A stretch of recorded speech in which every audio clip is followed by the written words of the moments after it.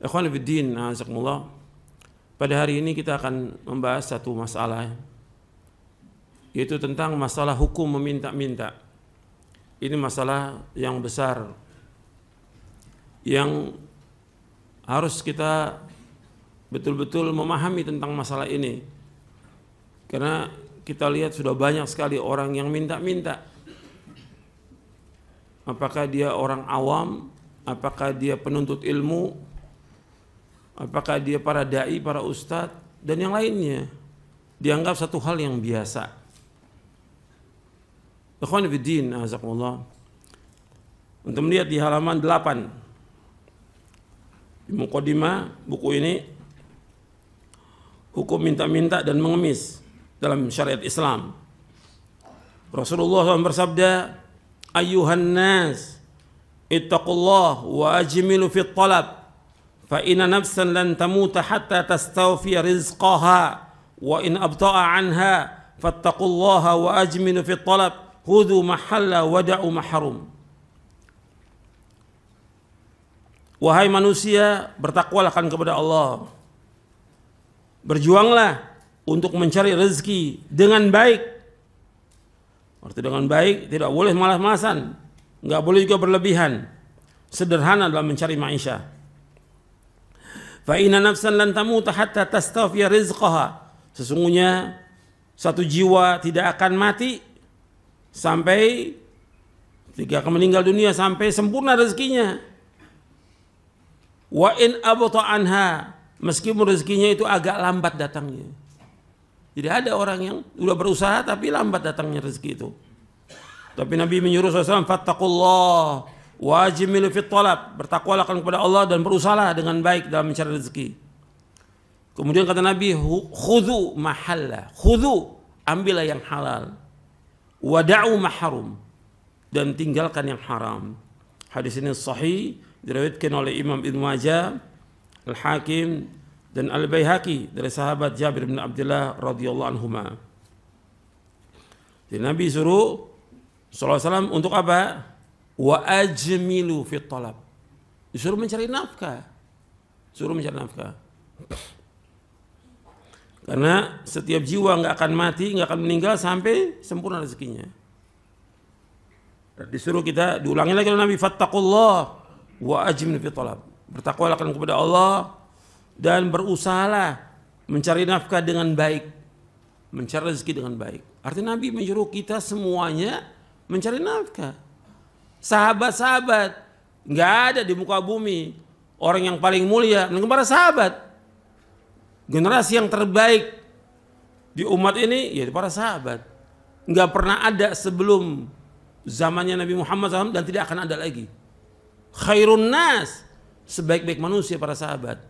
Tetap Nabi menyuruh apa untuk mereka? Cari nafkah. Meskipun mereka hafal Al-Quran, mereka hafal hadis dan segala macam, tetap disuruh untuk mencari nafkah. Agar dia tidak bergantung hidupnya kepada manusia. Nggak mengharap sesuatu dari manusia. Dia bergantung hidupnya hanya kepada Allah Ta'ala. Itu orang beriman. Sehingga dia punya izzah, punya harga diri, punya kehormatan, punya wibawa. Tidak rusak kehormatannya. Sekarang nggak punya rasa malu, semua minta-minta, nggak punya malu. Kalau sudah rasa malu nggak ada apa? Kata Nabi apa? Idza lam tastahyi fasna' ma syi'ta. Kalau kamu nggak punya rasa malu, buat apa aja sudah, terserah kamu. Apa aja langgar udah. Kalau nggak punya rasa malu. Jadi perhatikan, malu ini justru mencegah kita untuk melakukan perbuatan yang haram. Gitu. Jadi minta-minta itu sudah jelas haram dalam Islam. Bahkan Nabi SAW membaiat para sahabat radhiyallahu anhum ajmain. Antum masuk Islam dulu, ketika orang masuk Islam baiat kepada Nabi. Masuk Islam baiat kepada Nabi. Jabat tangan baiat bahwa mereka masuk Islam dan dibikin perjanjian tidak boleh berbuat syirik kepada Allah, tidak boleh berbuat zina. Terakhir Nabi katakan apa? Wala tas'alunan nasa syai'a. Jangan kalian minta sesuatu kepada manusia. Orang baru masuk Islam dibaiat supaya apa? Tidak minta-minta kepada manusia. Antum perhatikan itu. Dan Nabi menyebutkan seperti itu. Bagaimana Nabi membaiat para sahabat radhiyallahu anhum ajma'in agar para sahabat tidak minta-minta kepada manusia. Kalau sekarang kan enggak. Semua minta-minta kepada manusia apa aja. Urusan apa aja, urusan makan, urusan anak-anak dan segala macam, semua minta-minta. Nanti saya bawakan hadis Nabi SAW yang menjelaskan tentang minta-minta. Ini puluhan. Dan Syekh Muqbil bin Hadi Al-Wadi'i rahimahullah, beliau menulis kitab tentang dhammul mas'alah, celaan untuk minta-minta. Beliau bawakan hadis di dalam kitabnya itu. Di muqaddimahnya beliau memberikan muqaddimah, saya melihat banyaknya para dai sekarang ini yang minta-minta pada manusia. Itu di muqaddimahnya. Maka beliau nulis itu karena banyak para dai sekarang ini yang suka minta-minta kepada manusia. Ini justru menjelekkan agama Islam. Jelek agama Islam dengan sebab itu. Tidak boleh. Jadi ikhwan fillah, azakumullah, sekarang kita baca tentang beberapa hadis yang berkaitan tentang haramnya minta-minta. Dan Nabi menjamin bagi orang yang tidak minta-minta. Nabi menjamin bagi orang yang tidak minta. Dengan apa? Dengan sorga. Nabi menjamin bagi orang yang tidak minta dengan apa? Dengan sorga. Saya sebutkan dulu ini tentang para sahabat. Antum lihat di halaman 73 dan halaman 74. Sambil akhirnya saja, kata para sahabat, sebagaimana dijelaskan oleh Auf bin Malik al-Asja'i, bahwa kami ini ada 9 atau 8 atau 7 orang membaiat Rasulullah SAW. Kemudian kami berkata, qad bay'naka ya Rasulullah, kami telah membaiat engkau ya Rasulullah. Fa'ala ma nubayyi'uka, atas apa kami baiat engkau ya Rasulullah? Anda perhatikan di sini.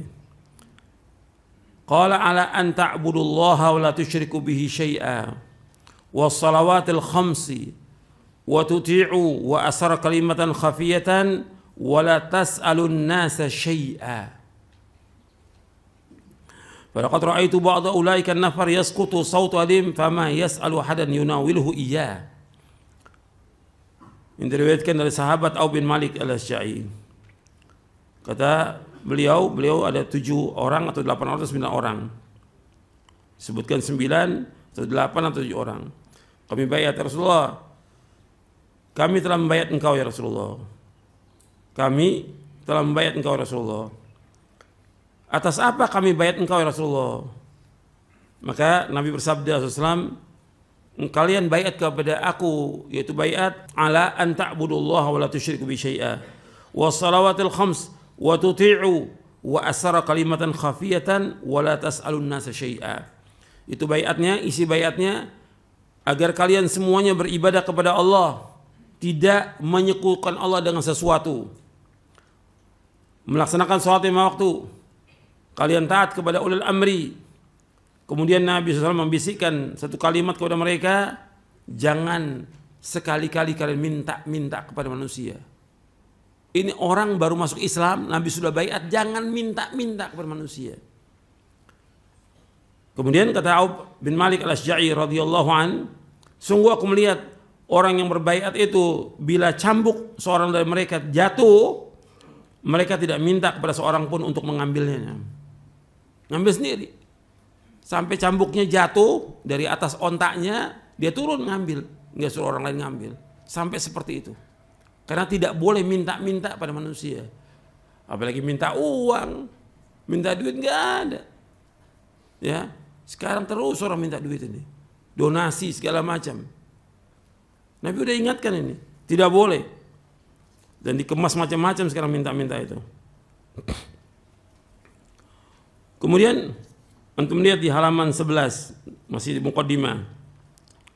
Nabi bersabda kepada para sahabat radhiyallahu anhum ajma'in. Kata Nabi, "Man takaffala li alla yas'alan nasa syai'an wa atakaffalu lahu bil jannah."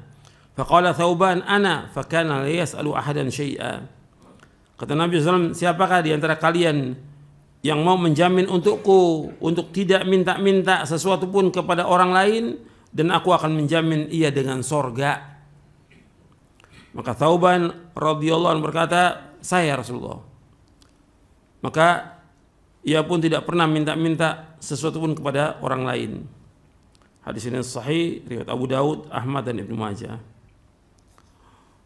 Dan masih banyak lagi. Dan para sahabat seumumnya nggak ada yang minta-minta kepada manusia, tidak ada.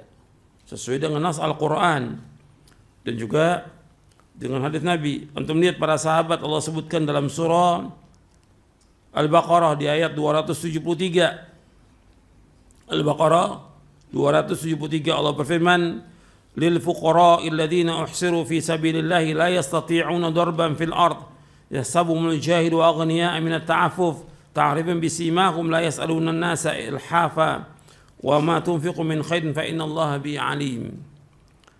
Apa yang kamu infakkan adalah untuk orang-orang yang fakir, yang terhalang usahanya karena jihad di jalan Allah, sehingga dia tidak dapat berusaha di muka bumi. Orang lain tidak tahu, menyangka bahwa mereka adalah orang-orang yang kaya karena mereka menjaga diri dari meminta-minta. Sahabat nggak ada yang minta-minta. Engkau wahai Muhammad mengenal mereka, dari ciri-cirinya mereka tidak meminta secara paksa kepada orang lain. Apapun harta yang baik yang kamu infakkan, sungguh Allah Maha mengetahui. Nanti ada keterangan dalam hadis yang seorang itu boleh meminta tapi dalam kondisi yang terpaksa. Nanti kita akan bahas. Adapun hadis-hadis tentang meminta-minta itu banyak. Sekarang kita baca di bab yang kelima di halaman 31. Ada berapa hadis? Sebenarnya hadisnya banyak ini. Dari sahabat Abdullah bin Umar radhiyallahu anhuma, ia berkata, Rasulullah SAW bersabda, ma zala ar-rajulu yas'alun nasa hatta ya'tiya yaumul qiyamati laisa fi wajhi muz'atu lahmin. Seseorang senantiasa minta-minta kepada orang lain sehingga ia akan datang pada hari kiamat dalam keadaan tidak ada sekerat daging pun di wajahnya. Hadis ini sahih riwayat Bukhari Muslim. Orang yang minta-minta dalam lafaz yang lain disebutkan mayazal. Ada dua riwayat, ada mazal, ada mayazal. Artinya mazal ar-rajulu yas'alun nas. Senantiasa orang itu minta-minta kepada orang lain sampai nanti pada kiamat enggak ada lagi daging di mukanya.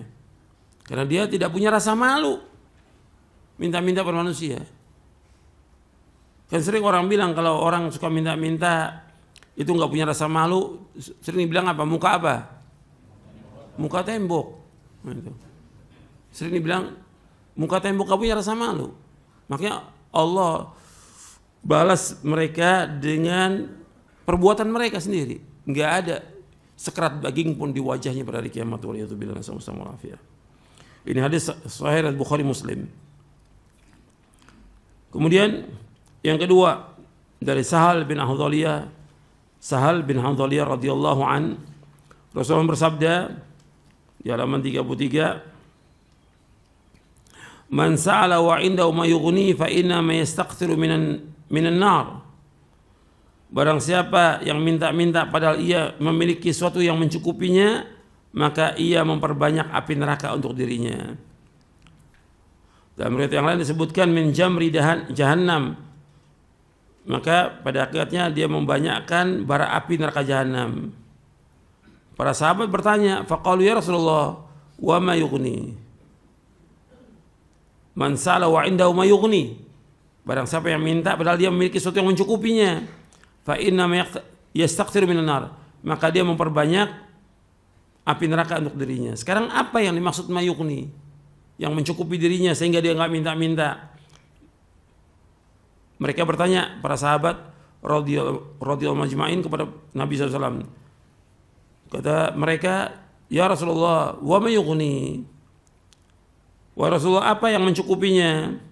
Apa yang dimaksud dengan cukup yang tidak boleh seorang minta-minta? Maka disebutkan qadru ma yughaddihi wa yu'ashi, yaitu Dijawab, sekedar ukuran yang dapat mencukupi untuk makan siang dan makan malam. Jadi kalau dia sudah punya beras untuk makan siang, makan malam, udah nggak boleh minta-minta. Ini sekarang yang minta-minta sekarang apa? Sudah punya beras 1 karung di rumahnya. Belum lagi yang lain, masih minta-minta pada manusia. Kemudian dikatakan lagi oleh perawi hadisnya, ayyakuna lahu shib'u yaumin wa lailatin aw lailatin wa yaumin, yang membuatnya kenyang dalam sehari semalam atau 1 malam dan 1 hari.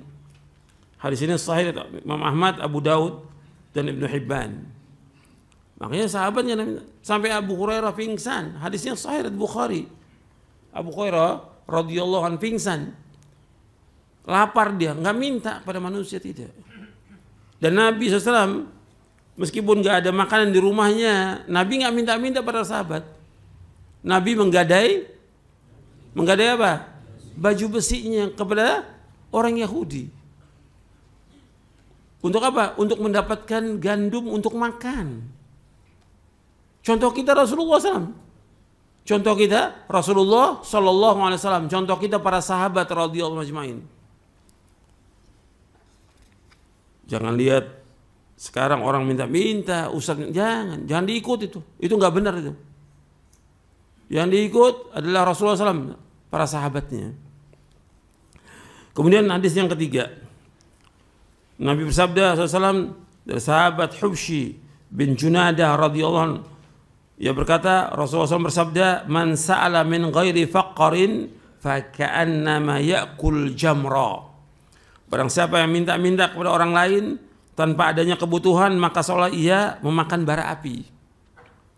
Hadis sahih Imam Ahmad, Ibnu Khuzaimah, At-Tabrani dalam Mu'jamul Kabir. Jadi barang siapa yang minta-minta kepada orang lain tanpa ada kebutuhan, dia minta-minta, maka dia makan bara api. Ya kenapa harus minta kepada orang? Kan bisa dia beli itu. Apa yang bisa dia beli, dia beli. Enggak mampu, ya sudah. Dia makan apa adanya. Tapi minta-minta enggak boleh. Dan ada orang yang cukup untuk makan 1 hari atau 2 hari, tapi dia masih minta kepada manusia. Berarti dia memperbanyak harta dengan sebab itu. Maka pada hakikatnya dia meminta bara api. Hadis yang keempat dari sahabat Abu Hurairah radhiyallahu an. Rasulullah bersabda, "Man sa'ala an-nasa amwalahum takatsura fa inna ma yas'alu jamran falyastaqil aw liyastakthir." Barang siapa yang minta harta kepada orang lain untuk memperkaya diri, maka sungguh ia hanyalah meminta bara api.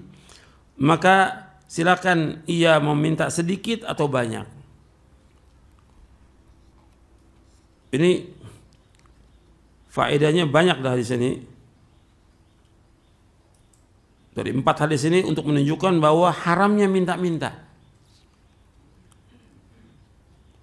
Kemudian faedah lagi yang kedua, orang yang minta-minta kepada orang lain berarti ia minta bara api yang kelak akan membakarnya pada hari kiamat. Yang ketiga, harta yang diminta adalah harta yang haram dan tidak ada keberkahan. Jika orang minta-minta itu hartanya nggak berkah.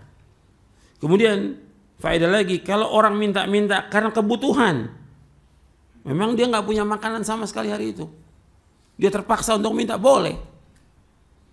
Kalau nggak punya apa-apa, dia boleh minta. Kemudian Nabi mengancam orang yang suka minta-minta untuk memperbanyak. Nabi katakan, "Falyastaqil aw liyastakthir." Hendaknya dia minta sedikit atau banyak, maksudnya terserah kalian. Kalau kalian minta sedikit atau banyak, kalian tetap akan makan bara api. Gitu. Itu ancamannya begitu. Ya, Nabi mengancam ini. Kemudian yang kelima, hadis yang kelima dari sahabat Thauban radhiyallahu an, Maula Rasulullah SAW, bahwa Rasulullah bersabda, "Man sa'alan nasa mas'alatan wa huwa anha ghaniyun kanat syai'an fi wajhi." Barang siapa yang minta-minta kepada orang lain padahal ia tidak membutuhkan, maka akan ada cacat di wajahnya.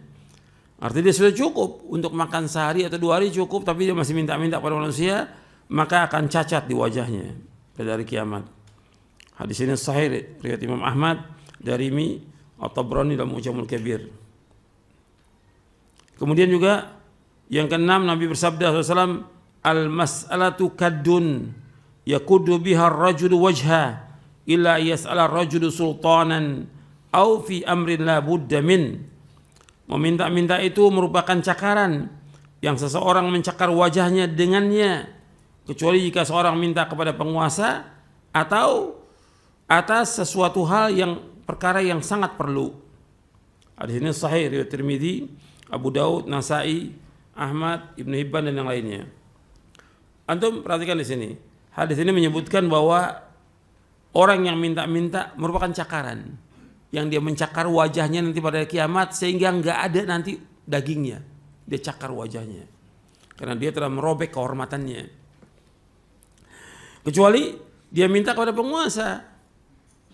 Dia fakir ini, rakyat ini fakir miskin, dia punya hak untuk minta kepada siapa? Penguasa. Yang pertama dia minta kepada siapa? Allah. Was'alullah min fadli. Yang kedua boleh dia minta kepada penguasa. Umpamanya terjadi gempa umpamanya, atau tsunami, atau yang lain, atau angin yang puting beliung yang menghancurkan rumahnya. Yang bertanggung jawab untuk membangun rumah itu siapa? Penguasa. Bertanggung jawab. Makanya ketika orang jadi amir, jadi penguasa, jadi raja, presiden, dia punya tanggung jawab kepada seluruh rakyat. Dia akan diminta tanggung jawabnya kelak pada hari kiamat. Jadi ketika rumahnya hancur, bukan minta-minta pada manusia, dia minta kepada penguasa. Karena yang bertanggung jawab kepada rakyat itu penguasa. Jadi kita harus dudukkan pada tempatnya. Ini kewajiban penguasa. Seperti pada pekan yang lalu, ketika ada pertanyaan tentang minta-minta untuk masjid. Pada hakikatnya masjid tanggung jawab siapa? Penguasa. Dari zaman Rasulullah SAW, dari zaman Khulafaur Rasyidin sampai muluk para raja, semua yang bangun masjid adalah penguasa, para raja itu. Kalau ada orang kaya mau bangun, boleh, nggak ada masalah. Kalau ada orang kaya, saya yang bangun masjid sendiri. Sebenarnya banyak sekarang seperti itu, nggak ada masalah, boleh. Dan itu bagus, ganjarannya besar. Orang bangun masjid berarti dia membangun rumahnya di sorga. Itu besar ganjarannya. Pada akhirnya yang pertama kali penguasa, maka dia boleh minta kepada penguasa. Kecuali kalau penguasa sudah diminta nggak mau bantu dia, tetap nggak mau bantu, maka dia boleh untuk mencari dana untuk itu sesuai dengan kebutuhannya, sesuai dengan kebutuhannya. Dan caranya dengan cara yang baik. Dia bisa datangi orang-orang tertentu yang kaya untuk bisa membangun masjid. Atau ketika rumahnya kena musibah, dia bisa minta kepada orang tertentu untuk bisa bangun. Tapi kalau dia umpamanya masih ada harta atau simpanan yang bisa dia bangun sendiri. Tapi kalau nggak ada, ya boleh. Karena kondisi terpaksa dia harus tinggal. Akhirnya kewajiban ulil amri. Kemudian ikhwan fillah, azakumullah. Ini dua hadis ini menjelaskan tentang celaan kepada orang minta-minta. Bahwa minta-minta hukumnya haram dan akan menjadi cakaran nanti pada hari kiamat. Artinya dia nggak akan mempunyai wajah di hari kiamat nanti. Dan boleh kita minta-minta kepada penguasa. Ini nas, dalil ini. Membolehkan minta-minta kepada penguasa. Ya untuk keperluan yang memang diperlukan. Yang memang kewajiban penguasa untuk memperhatikan rakyatnya. Kemudian ikhwani fiddin, azakumullah. Antum lihat di halaman 39 penjelasan Syekhul Islam Ibnu Taimiyah rahimahullah. Dan penjelasan Al-Imam Ibnu Qayyim rahimahullah. Kata Syekhul Islam Ibnu Taimiyah rahimahullah yang wafat tahun 728 Hijriah. Beliau berkata, seorang hamba mesti mendapatkan rezeki dan ia membutuhkan rezeki. Dia pasti mendapatkan rezeki dan juga ia membutuhkan rezeki. Apabila ia meminta rezeki kepada Allah, maka ia menjadi hamba Allah dan butuh kepada Allah. Apabila ia meminta kepada makhluk, maka ia menjadi hamba makhluk dan butuh kepada makhluk. Oleh karena itu, meminta-minta kepada makhluk hukum asalnya adalah haram dibolehkan oleh syariat dalam kondisi yang darurat. Ini beliau sebutkan dalam kitabnya Al-Ubudiyah. Dan setelah itu beliau bawakan beberapa hadis tentang haramnya minta-minta. Setelah itu beliau bawakan beberapa hadis tentang haramnya minta-minta. Dan di antaranya beliau bawakan juga tentang bagaimana Rasulullah membaiat para sahabat tidak boleh minta-minta kepada manusia. Dan beliau juga membawakan hadis Ibnu Abbas di dalam kitab Al-Ubudiyah itu. Idza sa'alta fas'alillah wa idza sta'anta fasta'in billah. Bila kau minta kepada Allah, apabila kau minta tolong kepada Allah. Jadi ikhwan fillah, azakumullah, ini masalah minta-minta hukumnya haram dan kita enggak boleh minta-minta kepada manusia. Bahwa kita orang beriman itu diberikan segala macam oleh Allah Ta'ala untuk mencari nafkah. Cari nafkah. Tadi ayatnya sudah dibawakan. Dan yang paling nikmat kita makan itu dari hasil jerih payah kita sendiri. Bukan dari minta-minta. Nabi bersabda SAW, kita melihat di halaman 67. Halaman 67, Nabi bersabda SAW, ma akala ahadun ta'aman qat khairan min ayyakula min amal yadi. Wa inna Nabi Allah Daud alaihissalam kana ya'kulu min amal yadi. Tidaklah seorang itu makan suatu makanan pun yang lebih baik daripada hasil pekerjaan atau usaha tangannya sendiri. Dan sungguhnya Nabi Allah Daud alaihissalam adalah makan dari hasil pekerjaan tangannya sendiri. Hadis ini sahih riwayat Imam Bukhari dari sahabat Miqdam. Ini Nabi Daud ini dia seorang nabi dan juga seorang apa?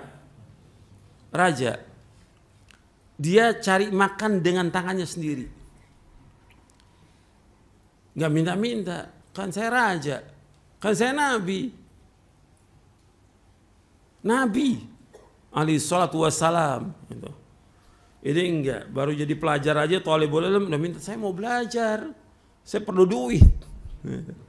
Si dai, saya mau dakwah. Saya mau safari dakwah ini. Perlu duit. Ayo donasi. Loh, antum insyaallah. Antum lebih mulia dari Nabi Daud apa? Dari nabi-nabi. Semua nabi-nabi mengatakan la as'alukum alaihi ajra. Aku enggak minta upah dari kalian. Semua nabi enggak minta upah dalam dakwahnya. Dia berjuang dengan dirinya. Enggak minta-minta pada manusia, tidak. Ini coba antum perhatikan. Orang harus usaha. Nabi Ibrahim AS usaha sendiri. Dakwah tetap jalan dakwah. Jangan antum cari makan dengan dakwah, jangan. Itu. Antum untuk berjuang bagaimana berkorban untuk tegaknya dakwah ini karena Allah. Antum sudah diberikan rezeki sama Allah, bagaimana antum berkorban untuk menegakkan dakwah ini. Antum diberikan oleh Allah ilmu sedikit, sampaikan ilmu kepada manusia. Jangan mengharapkan sesuatu dari manusia. Itu yang diajarkan oleh siapa? Oleh Rasulullah SAW kepada para sahabatnya radhiyallahu ajma'in. Dan Rasul sendiri demikian. Enggak ada habis ceramah. Saya perlu duit ini. La haula wala, enggak ada sama sekali. Tidak Rasulullah dan tidak juga para sahabat radhiyallahu ajma'in. Mereka berkorban dan berjuang dengan dirinya. Dengan apa? Dengan hartanya. Allah sebutkan ketika Allah menyebutkan tentang orang-orang munafik, untuk lihat di dalam surah At-Taubah. Ketika Allah menyebutkan tentang orang-orang munafik, bagaimana mereka bakhilnya dengan dirinya. Maka Allah menyebutkan tentang Rasulullah di surah At-Taubah ayat 88. Surah At-Taubah ayat 88. Lakin ar-rasul walladzina amanu ma'ahu jahadu bi amwalihim wa anfusihim wa ulaika lahumul khairat wa ulaika humul muflihun. A'adallahu jannatin tajri min tahtiha al-anharu khalidina fiha dzalikal fawzul 'azim. Akan tapi Rasul sallallahu alaihi wasallam dan orang-orang yang bersamanya, siapa yang bersamanya? Sahabat radhiyallahu ajma'in. Jahadu, mereka berjihad bi amwalihim, dengan harta mereka. Perhatikan tuh. Ini nas Al-Qur'an. Bi amwalihim, dengan harta mereka. Rasul berjihad dengan hartanya, para sahabat berjihad dengan hartanya untuk menegakkan agama ini. Wa ulaika lahumul khairat, bagi mereka semua kebaikan. Al khairat. Sebagian mufassir menunjukkan khairat itu artinya wanita-wanita bidadari surga. Wa ulaika humul muflihun, dan mereka adalah orang-orang yang sukses, orang yang beruntung. Allah sediakan bagi mereka surga-surga yang mengalir di bawahnya sungai-sungai yang mereka kekal dalamnya selama-lamanya. Yang demikian adalah kemenangan yang besar. Kemenangan yang besar. Ini harus diperhatikan nih oleh para dai, bahwa kita harus berjihad dengan diri kita, dengan harta kita. Cari nafkah, tetap cari nafkah, wajib. Dakwah, tetap dakwah, wajib. Tinggal kita bagi waktu kita. Untuk dakwah, kita bagi waktu kita untuk cari nafkah. Dan Nabi Zakaria seorang nabi, kana Zakaria najjaran, kata Nabi SAW. Nabi Zakaria seorang tukang kayu. Tukang kayu.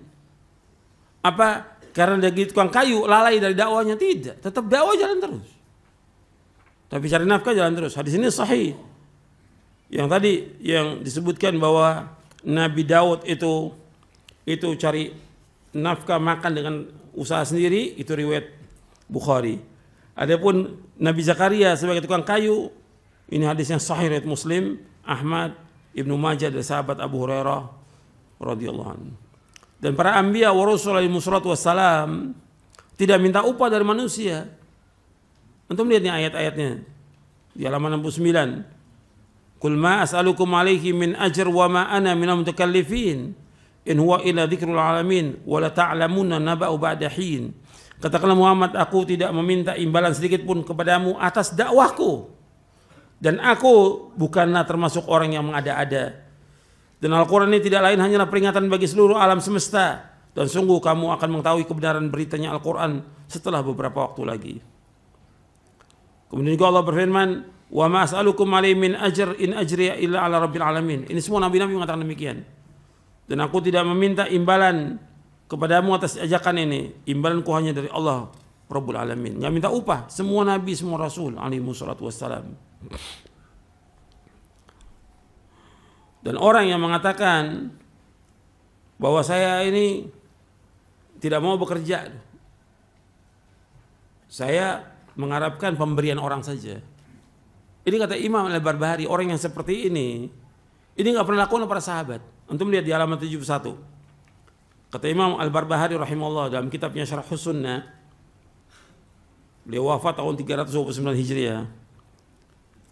Kata beliau, tidak boleh orang mengatakan saya tidak mau kerja dan saya ambil upah dari pemberian orang saja. Perbuatan semacam ini tidak pernah dilakukan oleh para sahabat radhiyallahu anhum ajma'in. Tidak juga oleh para ulama sampai dengan zaman kita sekarang ini. Bahkan Umar bin Khattab radhiyallahu an mengatakan pekerjaan yang rendah atau hina tetapi halal lebih baik daripada ia mengharap pemberian manusia. Kerja. Seperti apa pekerjaan yang dianggap hina oleh manusia? Seperti antum jual air di pinggir jalan, jual air di lampu-lampu merah umpamanya. Atau pekerjaan-pekerjaan jadi kuli umpamanya. Itu lebih mulia daripada minta pada manusia. Antum ada para ulama yang memang mereka tetap menuntut ilmu, tetap juga dakwah, mereka jadi kuli untuk menghidupi kehidupannya. Ada jadi ulama yang jadi kuli, nggak ada masalah. Yang penting dia tidak minta-minta pada manusia. Kemudian kata Al-Hafidz Ibnu Hajar Al-Asqalani rahimahullah, kalau yang tadi perkataan Imam Al-Barbahari rahimahullah, kalau ini kata Al-Hafidz Ibnu Hajar Al-Asqalani membawakan perkataan Imam Ahmad bin Hanbal. Beliau mengatakan, kata Imam Ahmad, wajib atas manusia semuanya untuk bertawakal kepada Allah Ta'ala dan melatihnya, serta membiasakan diri mereka untuk berusaha, maksudnya untuk kerja, cari nafkah. Ini Al-Hafidz bawakan dalam kitabnya Fathul Bari di juz yang ke-11. Kemudian Al-Hafidz juga Ibnu Hajar membawakan perkataan Umar bin Khattab ini. Jadi ini Anda perhatikan banyak penjelasan para ulama tentang masalah ini, bahwa kita disuruh untuk mencari nafkah, tidak boleh bergantung pada manusia, tidak boleh mengharap sesuatu dari manusia. Orang beriman dia memberi itu lebih bagus daripada dia meminta, atau dia selalu diberikan. Yang terbaik kita memberi. Dan kalau kita menjaga diri, Allah akan jaga diri kita. Kalau kita merasa cukup, Allah akan cukupkan kita. Pasti Allah akan cukupkan. Kita fakir, miskin, kita nggak punya apa-apa, Allah pasti akan. Ketika kita, antum perhatikan nih, ketika kita miskin, susah, sulit, anak kita sakit dan segala macam, Allah tahu atau tidak? Allah yang alim, yang khabir tahu atau tidak? Allah Maha tahu. Ketika kita susah, sulit, sakit, segala macam, kena musibah, kena bencana, Allah tahu Allah. Allah sedang menguji kita. Allah ingin tahu bagaimana kita tadarru apa itu kepada Allah. Kita menghinakan diri kita kepada Allah. Kita minta nggak kepada Allah. Allah ingin tahu. Allah uji kita untuk menguji keimanan kita. Kita benar atau tidak iman kita? Jujur atau tidak kita? Benar nggak kita bergantung pada Allah? Kemudian diuji sama Allah, malah dia minta-minta pada manusia. Mengharap pada manusia. Berarti ini nggak benar ini. Bukan hamba Allah, hamba manusia. Seperti tadi kata Syekhul Islam, dia telah menghambakan dirinya dengan minta-minta kepada siapa? Kepada manusia. Beliau bahas di kitabnya apa? Kitab Al-Ubudiyah. Syekhul Islam bahas dalam kitabnya Al-Ubudiyah. Kita harus menghamba kepada Allah karena kita minta kepada Allah, bukan menghamba pada manusia. Dan Nabi SAW menganjurkan kita untuk ta'afuf, qanaah, tidak minta-minta. Antum lihat dia di bab 11. Hadis yang ke-15. Nabi bersabda SAW, kata Hakim bin Hizam radhiyallahu an, Nabi bersabda SAW, al-yadul ulya khairu min yadi sufla, wabda biman ta'ul, wa khairu sadaqa an dhahri ghina, wa man yasta'fif yu'ifahu Allah, wa man yastaghni yughnihillahu. Tangan yang di atas lebih baik daripada tangan yang di bawah. Mulailah dari apa yang kau tanggung. Dan sebaik-baik sedekah ada yang selebih dari keperluan. Sebaik sedekah selebih dari keperluan. Barang siapa yang menjaga kehormatan dirinya, maka Allah akan menjaganya. Wa may yasta'fif yuhibbu Allah. Kalau kita menjaga diri kita, Allah akan jaga kita. Wa may yastaghni yughnihillah. Dan barang siapa yang merasa cukup, Allah akan cukupkan dirinya. Hadis muttafaqun alaih, riwayat Bukhari dan Muslim. Jadi kalau kita merasa cukup, maka Allah akan cukup kita. Jangan mengharap dari manusia, jangan minta-minta. Dan jelaskan kepada orang, masih banyak orang yang perlu diberikan pemberian. Kalau kita cukup, udah katakan saya cukup. Jadi jelas gitu. Kalau seandainya ada orang memberikan kepada kita, kita nggak mengharap. Kita nggak mengharap sama sekali. Kita dikasih. Maka Nabi suruh untuk menerima gitu. Tapi kalau kita tidak mau terima, kita boleh.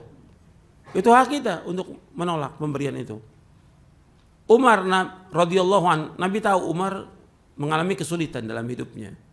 Ada orang memberikan kepada Umar. Kemudian ditolak Umar, kata Nabi, kamu terima. Karena Nabi tahu Umar membutuhkan. Kamu terima. Kalau kamu nggak butuh, kamu berikan kepada orang lain. Tapi untuk Nabi sendiri pernah Nabi diberikan, Nabi nggak mau. Bahkan Aisyah radhiyallahu anha wa ardaha pernah diberikan kasur oleh sahabat wanita. Nabi lihat sampai rumah, kata Nabi kepada Aisyah, ruddihi, kembalikan. Aisyah nggak mau. Ruddihi, kembalikan. Sampai 3 kali. Nabi kemudian marah. Kata Nabi SAW, kalau seandainya aku mau, Allah jadikan gunung di Madinah ini jadi emas untuk aku. Kalau aku mau. Keras Nabi setelah itu. Disuruh kembalikan. Nabi nggak mau. Jadi boleh orang tidak mau untuk menolak, boleh. Gitu. Karena memang dia cukup. Dia cukup. Masih banyak orang yang susah yang perlu diberikan. Gitu. Ini enggak, semuanya serba minta, hidupnya minta. Itu enggak ada barokah sama sekali. Itu menurunkan anaknya juga demikian nanti, jadi tukang minta-minta. Nauzubillah. Kalau kita mengadu kepada manusia tentang kesulitan kita, kefakiran kita, Allah enggak akan tutupi kefakiran kita, enggak akan. Gitu. Tapi kalau kita adukan kepada Allah, Allah akan berikan kecukupan buat kita. Kemudian ikhwan fillah, azakumullah, yang minta-minta itu akan diberikan oleh Allah kefakiran terus menerus. Karena dia sudah buka bab itu, pintu itu, maka dia akan fakir seumur hidupnya. Antum lihat hadisnya di halaman 90. Kata Nabi SAW, "Thalathatun uqsimu alaihinna wa hadithukum hadithan fahfadhu. qala ma naqasa malu 'abdin min sadaqah wala dhulima 'abdun madlamatan fasabara 'alaiha illa zadallahu 'izza wala fata 'abdun baba mas'alatin illa fatahallahu lahu baba faqrin au kalimatan nahwaha. Hadis ini masih panjang, tapi ini saya bawakan sepotong aja. 3 perkara kata Nabi SAW, aku bersumpah untuknya dan aku beritakan satu hadis kepada kalian, maka hafalkanlah. Beliau bersabda SAW, tidaklah berkurang harta seorang hamba karena sedekah. Apa yang kita sedekahkan itu nggak akan kurang. Tidaklah seorang hamba dizolimi kemudian ia bersabar atasnya, kecuali Allah Azza wa Jalla akan menambahkan kemuliaan padanya. Dan yang ketiga, tidaklah seorang hamba membuka pintu minta-minta, kecuali Allah akan membuka pintu kefakiran untuknya. Atau kalimat yang seperti itu. Hadis ini sahih dari Imam Ahmad, Tirmidzi, Ibnu Majah, Baihaqi dan yang lainnya. Dari ikhwan fillah, azakumullah, ini diantara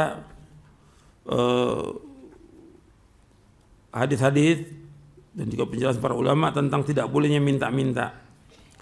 Ini supaya kita berhati-hati, jangan sampai kita termasuk orang yang minta-minta. Sekarang ini sudah banyak sekali donasi. Bukan nggak boleh orang untuk meminta sesuatu yang memang sangat diperlukan. Seperti di masjid, di tempat itu nggak ada masjid. Kalau nggak dibangun masjid, orang nggak ada yang sholat berjamaah. Pada asalnya yang bangun masjid adalah penguasa. Penguasa nggak ada peduli tentang masalah ini. Ya kita boleh cari dana untuk itu. Tapi datangi orang-orang kaya tertentu aja yang mau. Mungkin ada orang yang mau satu masjid. Di Indonesia ada. Bukan hanya di Timur Tengah aja yang ada. Di Indonesia ada. Orang yang bangun sama masjid, saya yang bangun masjid ini dan saya yang jamin untuk keperluannya, operasionalnya. Ada. Di Indonesia ini ada. Gitu. Dan itu barokah buat dia hartanya. Dengan sebab itu. Kalau enggak ya berapa orang bangun, gak ada masalah. Tapi jangan terus menerus minta-minta. Apalagi di pinggir jalan, itu merusak nama Islam. Seperti itu. Atau memang pondok, nggak ada pondok, di tempat itu nggak ada pondok. Dan memang di masyarakat itu perlu pondok untuk pembinaan. Nggak ada tempat pendidikan yang sesuai dengan masalah kecuali tempat itu. Maka kita boleh bangun. Tapi cari orang tertentu. Cuma jangan ditulis salurkan riba Anda ke rekening ini, jangan. Ya Allah, apa nggak ada uang yang halal lagi di dunia ini? Semuanya haram. Kok sampai menghinakan seperti itu? Ini udah ada berapa pondok rekening riba, ada khusus rekening ribanya. Jadi antum membolehkan orang untuk riba. Pada asalnya untuk membangun jalan, membangun WC, pada asalnya dari uang yang mana? Uang halal pada asalnya. Cuma ini ada fatwa ulama disalahgunakan fatwa ini. Jadi ada orang yang memang dia sudah hidupnya puluhan tahun dengan riba. Dan hartanya semua dengan riba. Bukan sedikit, miliaran. Datang kepada Syekh bin Baz rahimahullah, bagaimana ini harta ini? Ya kamu keluarkan. Bukan sedekah karena nggak ada nilainya. Harus dibuang. Bagaimana? Ya harus dimanfaatkan. Untuk apa? Ya untuk kepentingan jalan umum itu. Itu terjadi. Tapi bukan salurkan riba Anda, bukan. Itu orang minta fatwa. Fatwa ini disalahgunakan oleh orang. Begitu. Dengan antum begitu, orang nggak apa-apa lah kita nabung di bank-bank konvensional, dapat ribanya nanti salurkan ke pondok ini. La haula wala quwwata illa billah. Campur uang haram. Bagaimana pendidikan anak itu? Makan dari uang haram nantinya itu. Jangan. Semua pada asalnya dengan uang yang halal. Bangun jalan, bangun pondok, bangun WC, bangun segala macam, semua dari uang yang halal. Gitu. Dan itu semua ada ganjarannya, ada pahalanya karena kita untuk membangun kepentingan umum, gitu, bermanfaat besar. Tapi jangan minta riba dari manusia. Kondisi seperti itu boleh, tapi jangan terus menerus. Sekarang ini enggak. Kita menyibukkan untuk yang lain. Saya bawakan satu hadis. Hadis ini panjang, tapi antum manfaat ini supaya tahu di mana yang boleh kita minta-minta dan tidak. Antum lihat di halaman 49, halaman 50. Hadis Qabisa bin Mukharik al-Hilali radhiyallahu an. Ia berkata, Rasulullah bersabda, ya Qabisatu, innal mas'alata la tahilu illa li ahadi thalathatin. Rajulin tahammala hamalatan fahalatahu al-mas'alah hatta yusibaha thumma yumsik. wa rajulin asabathu jaihatun ijtahat malahu fahallat lahu al-mas'alatu hatta yusiba qiwaman min 'aishin aw qala sidadan min 'aishin wa rajulin asabathu faqatun hatta yaquma thalathan min dhawil hijja min qaumihi laqad asabat fulanan faqatun fahallat lahu al-mas'alatu hatta yusiba qiwaman min 'aishin aw qala sidadan min 'aishin fama siwahunna minal mas'alati ya qabisatu suhtan ya'kuluha sahibuha suhtan. Kata Nabi SAW, wahai qabisah, sesungguhnya minta-minta itu tidak halal kecuali bagi salah satu dari 3 orang. Seseorang yang menanggung hutang orang lain, ia boleh minta-minta sampai ia melunasinya. Kemudian berhenti. Ingat ya, seorang menanggung hutang orang lain, ia boleh minta-minta sampai ia melunasinya, kemudian ia berhenti. Yang kedua, seseorang yang ditimpa musibah yang menghabiskan hartanya, ia boleh minta-minta sampai ia mendapatkan sandaran hidup. Dan yang ketiga, seorang yang ditimpa kesengsaraan hidup, sehingga ada 3 orang yang berakal dari kaumnya mengatakan si fulan telah ditimpa kesengsaraan hidup, ia boleh minta-minta sampai mendapatkan sandaran hidup. Meminta-minta selain itu untuk selain 3 hal tersebut, wahai qabisah, adalah haram, dan orang yang memakannya adalah memakan uang yang haram. Haram. Nabi yang menyebutkan demikian. Hadis ini sahih riwayat Muslim, Abu Daud, Ahmad, Nasai, Darimi, Ibnu Khuzaimah, Ibnu Hibban dan lainnya. Jadi yang pertama di sini yang boleh minta-minta orang yang nanggung hutang orang lain. Gitu. Ya boleh minta-minta sampai kemudian ia berhenti. Jadi sampai umpamanya seperti yang terjadi umpamanya pada seorang sahabat yang ketika akan disolatkan, Nabi tanya, orang ini ada utang atau tidak? Kata sahabat, ada utang, 2 dinar. Kata Abu Qatadah, ya Rasulullah, saya yang tanggung 2 dinar. Betul kamu tanggung? Iya. Baru Nabi solatkan ketika dia nanggung. Kemudian besok Nabi tanya, ayo Qatadah, gimana 2 dinar? Sudah aku lunaskan. Itu baru umpamanya sekarang orang itu berutang banyak, nggak ada keluarganya, nggak ada warisannya. Nah, kita menanggung orang itu, biar nanti saya yang bayar kalau ada dia udah utang sama kalian berapa orang ini saya bayar. Nah, dia butuh uang, boleh dia minta untuk membayar utang dia, karena ini kewajiban kaum muslimin dalam rangka ta'awun 'alal birri wa taqwa. Itu yang pertama. Yang kedua, orang yang ditimpa musibah yang menghabiskan hartanya. Seperti dia kebanjiran, habis hartanya, atau kebakaran, habis hartanya. Dia boleh minta-minta sampai mendapatkan kecukupan dia. Dia minta-minta. Kondisinya memang dia jelas orang tahu dia kena musibah, terbakar rumahnya. Gitu. Dan dia nggak ada harta lagi, semua terbakar. Boleh dia minta-minta. Yang ketiga, orang yang timpa kesengsaraan hidup, yang orang miskin. Sehingga ada 3 orang berakal di kaumnya mengatakan si fulan ditimpa kesengsaraan itu. Jadi ada saksinya. Orang itu miskin, yang menyaksikan siapa? 3 orang. Dan 3 orang di sini kata Nabi, 3 orang yang berakal. Ya, orang yang berakal mengatakan betul dia orang susah, bahwa dia orang fakir, itu boleh. Wah, sekarang kan enggak, semua orang ngaku dirinya fakir, ngaku dia miskin, padahal duitnya punya. Ini punya, motor punya, bahkan mobil punya, minta-minta dia. Enggak boleh, haram hukum dalam Islam. Selain 3 itu adalah suhud, adalah haram. Prinsip kita jangan minta-minta. Prinsip hidup kita jangan mengharap sesuatu pada manusia. Orang yang mengharap sesuatu manusia pasti dia akan kecewa. Tapi mengharap pada Allah tidak akan kecewa. Itu antum ingat itu. Kemudian juga yang antum ingat lagi bahwa hidup ini apa adanya. Jangan kita memaksakan takalluf dengan diri kita untuk sesuatu. Kita hidup apa adanya. Nggak punya apa-apa, nggak ada masalah. Kita jalan hidup ini. Jangan maksakan, kita nggak mampu untuk punya mobil, kita paksakan beli mobil sampai utang. Nggak mampu kita untuk punya motor, kita paksakan untuk utang. Sehingga berat kita untuk membayar hutangnya. Kita bisa bangun rumah sederhana tapi kita bangun rumah yang agak mahal sehingga kita utang sama orang sampai ratusan juta. Itu akan menyusahkan hidup kita nanti. Kalau kita mati, kesian istri kita, anak kita, nggak dapat warisan, yang dapat apa? bayar utang. Jangan menyusahkan hidup ini.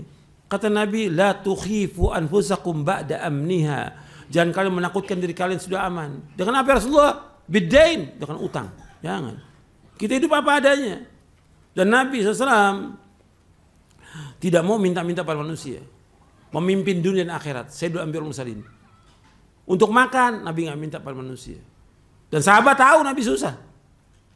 Tahu. Nabi nggak cerita pada orang lain. Ya pasti ada sahabat yang tahu.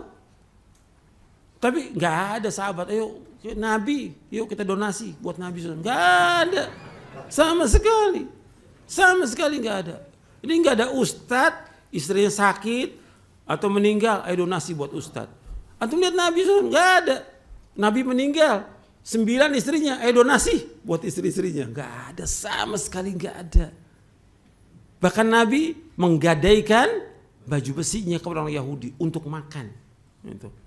Tidak menghinakan manusia. Antum perhatikan yang seperti ini, katanya kita Al-Quran wa sunnah ala fahmi salaf.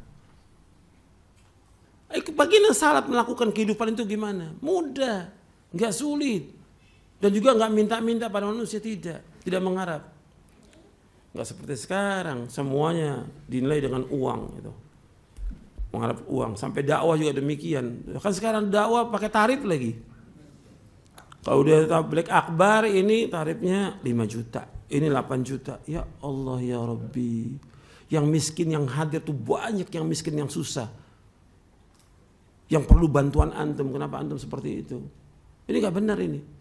Antum lihat para ulama salaf gak ada mengharapkan sesuatu dari manusia, gak ada. Maka kata Abu Aliyah rahimahullah, alim majjanan kama ulimta majjanan. Ajarkan manusia dengan gratis sebagai kamu dapat ilmu dengan gratis. Jangan antum biarkan tuh kebodohan dan juga kelancangan, nggak punya adabnya panitia. Antum jangan mau. Antum nasihati panitia itu. Kadang-kadang juga panitia ini sebagiannya ada yang mencari uang dengan itu. Ada IO pengajian yang cari uang dengan itu. Ini agama. Kita untuk berdakwah karena Allah, untuk menegakkan agama. Untuk menegakkan agama, menegakkan tauhid, bagaimana umat paham tentang agama. Bukan antum jual agama dengan harga dunia yang sedikit, bukan. Bukan mencari uang dengan itu, bukan. Jangan. Gak ada harganya itu dunia. Dibandingkan dengan sorga, gak ada harga arti apa itu semuanya itu. Yang kita harapkan dalam hidup ini sorga. Berjuang untuk mendapatkan sorga. Jaga keikhlasan kita dan berjuang minta kepada Allah agar kita diberikan keikhlasan. Tapi jangan mengharapkan sesuatu dari manusia. Itu Islam, ini prinsip hidup yang harus kita tanamkan pada diri kita, istri kita, anak kita. Maka kita akan mendapatkan ketenangan dan kebahagiaan dalam hidup ini. Kalau mengharap manusia, kita nggak akan bahagia. Terus seperti itu. Dan akan susah hidup kita dan tidak barokah hidup kita. Mudah-mudahan apa yang saya sampaikan bermanfaat untuk saya dan untuk sekalian.